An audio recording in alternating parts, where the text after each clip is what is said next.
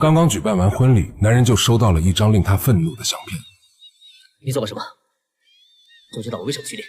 我只喜欢你身子干净，别想跟人和我坑我一个子儿都不会拿出来。你要贪，混蛋！不知道是你命苦还是我命硬，这个贱人！新娘叫阿敏，是个富家女，她贪慕虚荣的老妈非要她嫁给上市公司的老总东莞仔，这件事立刻上了杂志封面。订婚宴结束后，阿敏刚要回家，就收到了前男友的信，于是她便给前男友打去了电话，可前男友似乎出了什么事情。阿敏犹豫了3秒后，决定在结婚前再见一次前男友，然后她的一举一动都被一双隐藏在暗处的眼睛盯着。当他开车行驶到小路上时，发现路居然被垃圾堆挡住，于是阿敏就想下车清理垃圾，可就在此时，一双大手突然捂住了他的嘴。等阿敏醒来的时候，天都塌了，自己居然被绑在床上。经过1天1夜的折磨后，阿敏才被蒙面人放走。获得自由的阿敏想要报案，可一想到家族的名声和自己维持了20年的玉女形象，阿敏选择了妥协。为了防止意外发生，阿敏来到妇产科检查。走出医院后，她将医生开的安全药一股脑的全吃了下去。为了防止东窗事发，回家后阿敏清洗掉了身上的痕迹，母亲也为她送来了婚纱。原来今天就是她大喜的日子，在婚礼现场高朋满座，双方的亲人全都来到了现场。阿敏虽然心中忐忑，但还是将婚礼的流程坚持走完。可在回家的路上，东莞仔收到了一张令他愤怒的相片。回家后，东莞仔大发雷霆，以为阿敏是串通好了别人，想要分自己家产。阿敏提出了离婚，可东莞仔为了颜面，在外人面前装，也要装出个夫妻和睦的样子。婚礼结束后，东莞仔非常火大，转身就去酒吧找自己的女朋友。可司机看向东莞仔时，就像打翻了醋坛子一样。接下来东莞仔的话听得人脊背发凉。那天晚上只是跟你玩玩，做人别太贪心。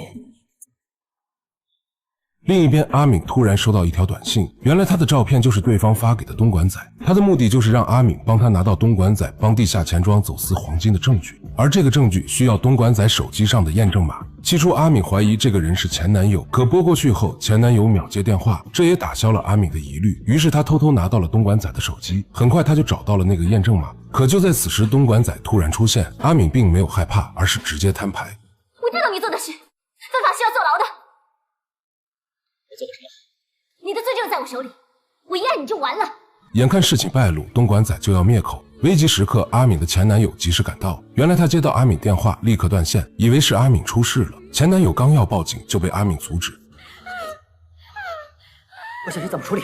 随后两人便把东莞仔打包带走。来到前男友家以后，阿敏就开始找绳子，结果令她恐惧的事情发生了，抽屉里居然有绑架自己用的同款绳子和壁纸刀。听到前男友的声音后，阿敏急忙拿出匕首防身。前男友并没有隐瞒，直接说出了真相。他本来有个幸福的家庭，可一天他的妻子被老板欺负，前男友本来想去跟妻子的老板拼命，奈何老板的人脉太广，这件事也不了了之。不久以后，妻子怀孕了，前男友并不在意孩子是谁的，只要妻子能开心生活就行。可孩子生下来居然跟老板长得一模一样，最终妻子受不了打击，抱着孩子跳楼了。而前男友想要报警，可又拿不出任何证据。妻子的老板正是阿敏的丈夫东莞仔。这下阿敏总算明白了一切，是不是把我杀了才算所谓的等价报复？我只是把你弄晕了，想吓唬你。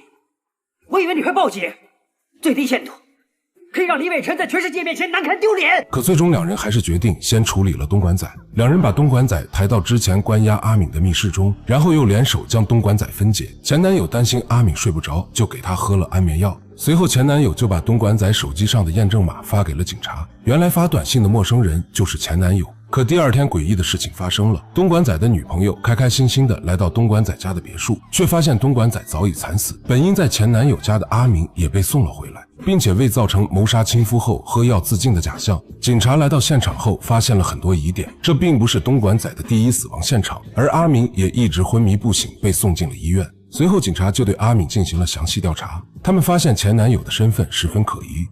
喂，长官，我们查到方慕哲在13个月前跳楼自杀身亡。死了？是啊，还有他太太2年前也跳楼身亡。啊！与此同时，前男友来医院给阿明讲了自己的故事。原来被东莞仔欺负跳楼的并不是他的妻子，而是妹妹。就在1个月前，妹夫也受不了打击跳楼了。妹妹是自己唯一的亲人，妹夫也是自己从小玩到大的好兄弟，于是他便顶替妹夫的名字来替他们复仇。然而天网恢恢，疏而不漏，警察很快就查到了他的身上。你想我称呼你方慕哲还是倪文贤？我要做的事做完了，我愿意接受等价刑罚。